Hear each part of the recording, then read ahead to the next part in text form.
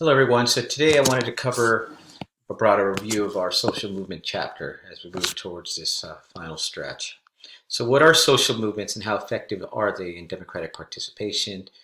As I mentioned, they are the most effective weapon that those who are not in political power have to access resources, opportunities, and fundamentally have the potential to fundamentally alter the systems as they are. So one of the movements that we're just moving into, and this is pretty recent, and I'm highlighting this because the Supreme Court will be issuing their declaration next month. We expect maybe May or June on the deferred action for childhood arrivals. And coming from how we're reading our earlier chapters and our earlier readings on civil rights and on Kevin Johnson's Sweet Home Alabama, on Steve Buttigieg's how dehumanization affects perceptions of immigrants.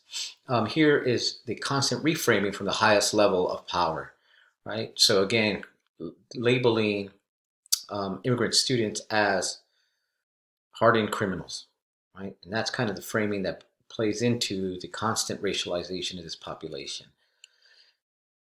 And I'm highlighting undocumented students because what led to DACA was the formation of a social movement years and years ago in dealing with this issue of not being protected.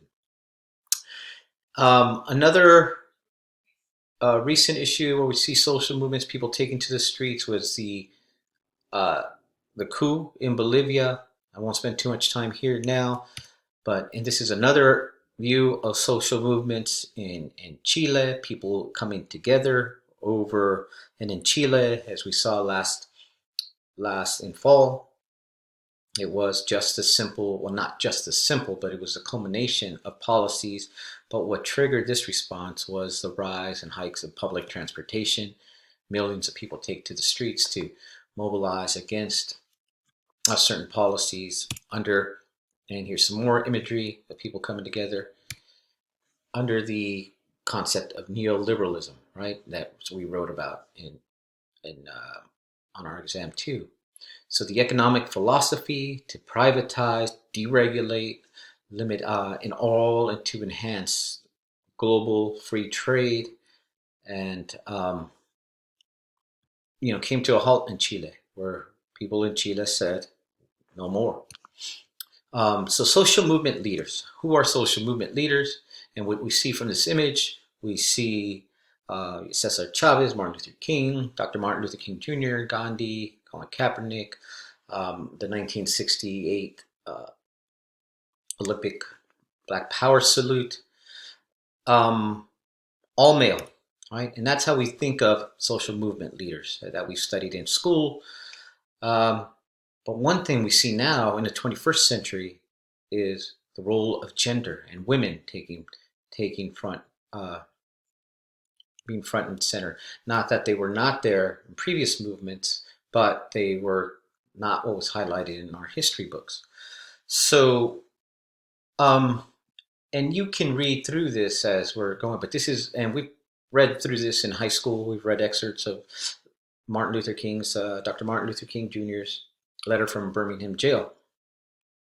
But he's calling for direct action, right?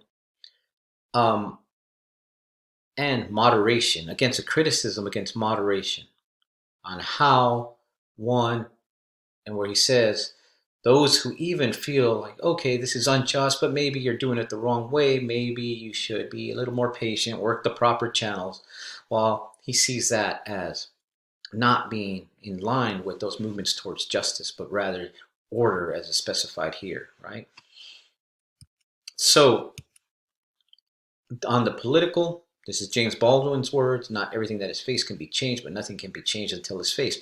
And that's the direct confrontation that we all have to face if we are willing to engage in the world and make a positive change. Um, the Bisbee miners' strike that is covered in your textbook, this was a mass deportation of these workers, many who were, this was a period in our history. And I'll also send out a link on Bisbee. There's a movie on Canopy right now that we can watch detailing this history. But this was a movement by workers, so focusing labor in the early 20th century. What is democratic citizenship? Quickly, it should rest on consent, not be grades or levels. Equal rights on all citizens, but we also have obligations, right? So there are no levels of citizenship. But if we examine U.S. history and we do it, and we have conducted it through our lens, we see that there are gradations of U.S. citizenship, and that has been based upon your gender, upon your class status, upon your race, and your able-bodiedness, your sexuality, right? And people have had to fight to gain these access to rights and an entry into egalitarian policies or opportunities. So social movements are simply sustained challenge to those in power put forth by individuals acting in concert with others who have been excluded from the political process. The movement to abolish slavery, the abolitionist movement, that was a social movement, right? In the 19th century, there was a shared grievance that emerged, they coalesced, and they came around a particular to dismantle that system. So these are political instruments of political outsiders, mass grassroots phenomenon. You have a shared sense of grievance, and you have to disrupt. And sometimes some of those turn into mainstream interest groups, right? So the origin social movements are a real or perceived distress. How many resources do you have to mobilize, and do you have a supportive environment? Right? And again, that concept of political efficacy. Do I feel that I will be effective if I engage in my labor in this movement? And how do we measure successful movements? Well, how we measure some of our movements have not been very, very radicalized. What we've seen are movements who have gained entry for populations who are being cast out, but not a radical transformation of society, right? So if your movement is in line with America's values, um, capitalism, you're not trying to undo the economic system, people will be a little more welcoming to your grievances. Can you win public attention and support?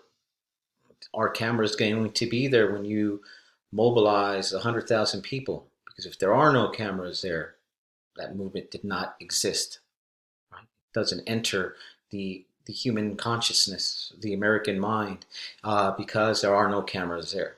So you can have 10 people there or 100,000 people there. If there are no cameras, if there is no media there to transmit, to amplify the message that is on the ground there, it's not going to be very effective. And also, are political opportunists, those elected leaders, they're deliberating whether they should enter and support a movement or not, based on how they will be affected. So if if that movement will actually help them, if the broad-based constituency is supportive of that elected official and it will help them, they will enter the fray. And civil disobedience. Civil disobedience has been a key tactic in really highlighting the injustices of a particular law.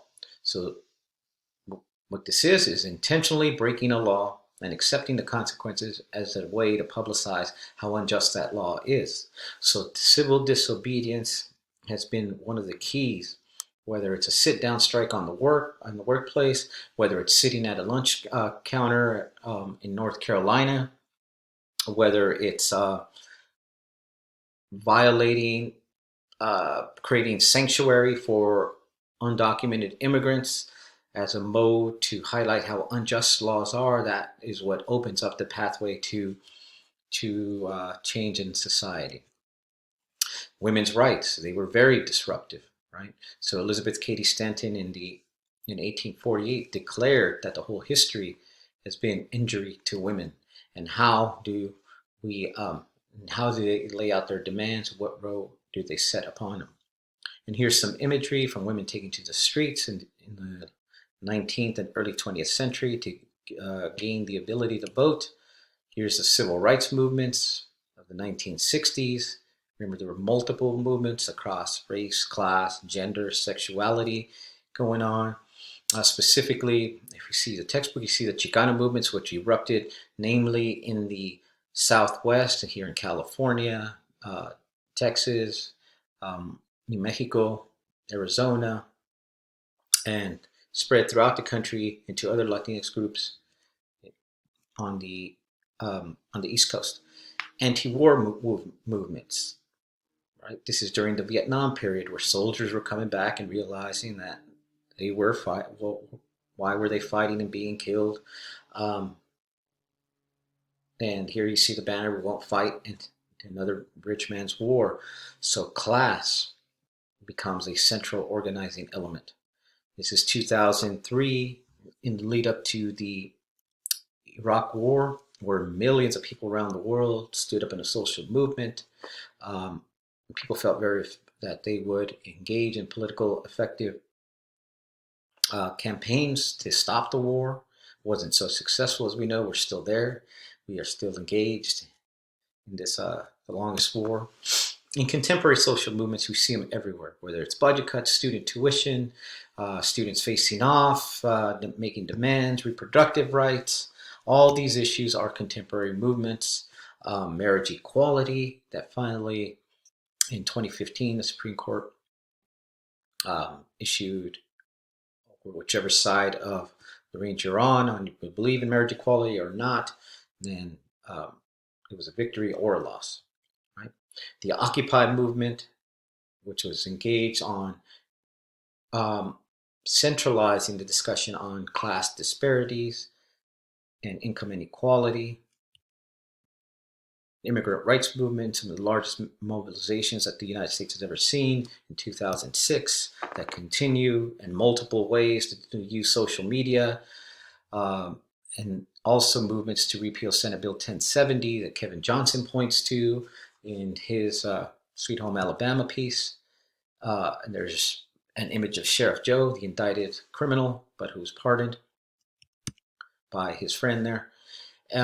Movements abroad, the Arab Spring, Tahrir Square, Chilean Winter, where students demanded movements for free education, which was a victory for them. We see Syria, which sets off a moment of upheaval and civil war.